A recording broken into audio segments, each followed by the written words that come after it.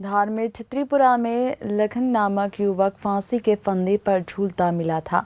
लखन की मां भूरीबाई के आरोप लगाया कि लखन ने आत्महत्या नहीं की, उसकी हत्या की गई है। घटना के समय घटनास्थल से कुछ युवकों को भागते देखा था। कुछ ही समय बाद फिर 7-8 युवक घर में घुसकर बेटे को मारुति वैन में डालकर भोज चिकित्सालय में ले गए और उसे पीएम रूम में छोड़ आए। इन युवकों ने मेरे बेटे के साथ मारपीट भी हुई थी और इसकी जांच होना चाहिए। मैं एसपी साहब करने आई हूँ। मेरे बच्चे की हत्या की गई है। मैं थाने पे गई थी तो मेरी सुनवाई थाने वाले उनने करी है ही नहीं और मेरे को चिल्ला को भगा दिया। और उन लड़कों ने महीने भर पहले मेरे बच्चे से लड़ाई करी थी। मेरे बच्चे को चाकू भी मारा था। उसके बाद लड़ाई झगड़ा कर को मेरा बच्चा मेरे कन दौड़ को आया था। तो मैं थाने जाने लग रही थी तो वो लड़के मेरे पास आए और बोले हम अब कभी झगड़ा नहीं करेंगे और आप थाने मत जाओ, हम तुम्हारे बच्चे को कभी कुछ नहीं बोलेंगे। तो मेरे बच्चे ने कहा मम्मी अपन नहीं जाते। उसके बाद वो लड़के चले गए। हम समझे कि चलो ठीक है। तो वो बच्चे गए और मेरे बच्चे के नाम की रिपोर्ट डाल को आ गए। फिर दूसरे दिन पुलिस आई, मेरे बच्चे को बुलाया कि तुम्हारे बच्चे ने इनका हाथ तोड़ा, ऐसा लड़ाई व झगड़ा करा। तो पुलिस ने मेरे को बोला तुम्हारे बच्चे को हम नहीं मारेंगे, छोड़ देंगे। पुलिस ने मेरे से पैसे भी लिए।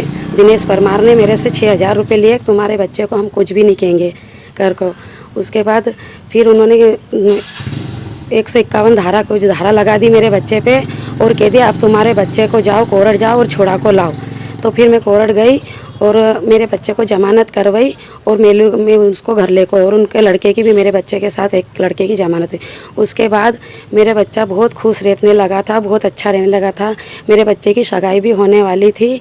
रविवार के दिन मेरे बच्चे की हम सगाई कर को आए और सोमवार रात में मेरे बच्चे को 9 साढ़े 9 के बीच में मेरा छोटे बच्चे घर गए देखने वास्ते और उन्होंने देखा कि मम्मी भैया तो घर में बोले कि लड़के वे वहाँ पर ज़मीन पे पड़े बिल्कुल और साड़ी का एक जरा सा कपड़ा बोले मम्मी हाथ में है कर को। तो हम दौड़े भागे गए और देखा मेरा बच्चा बिल्कुल गोड़े टेक को ज़मीन पे हाथ टेक को ऐसा कैसा वो घर में मेरा बच्चा पड़ा।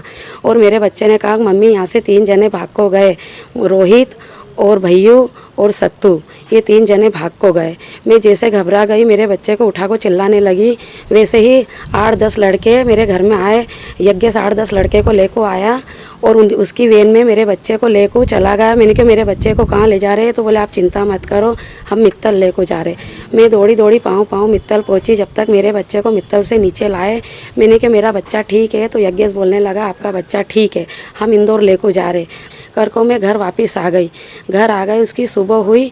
सुबह होते हुए मेरा एक छोटे बच्चे को क्या मालूम कहा इन्होंने बुलाया। तो छोटा बच्चा घर आको बोल रहा मेरा कि मम्मी मेरे को इनके रे तेरे यहाँ पर साइन कर, तेरा भाई बोले कि सरकारी अस्पताल में हैगा तो तू साइन कर और तेरे भाई की लाश को ले जा। तो उनने आको बोला वैसे ही। तो वैसे ही मैं बेथाल हो गई कि मेरा बच्चे को तो इंदौर इलाज चल रहा था तो सरकारी अस्पताल में मेरा बच्चा कैसे पहुँच गया। तो मैं थाने गई और उनको बोला कि सर मेरे बच्चे के साथ रात में ऐसा हुआ। तो पुलिस वाले ने पूछा तुम रात में क्यों नहीं आए? तो मैंने कहा सर मेरा बच्चा ऐसा, हम उसको बचाने दौड़ेंगे आएंगे। तो वैसे ही पुलिस ने बोला कि जाओ घर हम आ जाएंगे। वैसे ही हमारे बच्चे ने आत्महत्या कर ली, ऐसा सर मेरे को बोले। और मेरे को इन लोगों पे पूरा शक, वो 3 तो भगे मेरे घर में, यज्ञेश पे पूरा शक है। इन्होंने मेरे बच्चे को कार में ही और बचा होगा तो कार में ही मार डाला होगा।